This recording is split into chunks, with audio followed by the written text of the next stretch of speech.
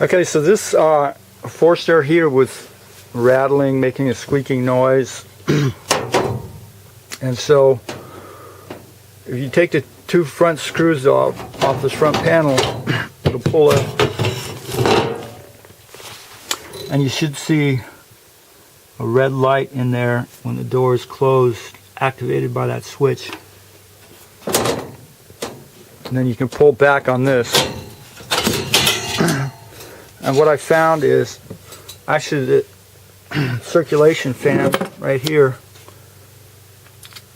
has just lost its spline, so it's rattling and squeaking. So basically we just JB welded her back on and should be good to go. And so assembling reverse assembly and go from there. Good luck. I do furnace repairs, so get a hold of me if you're interested.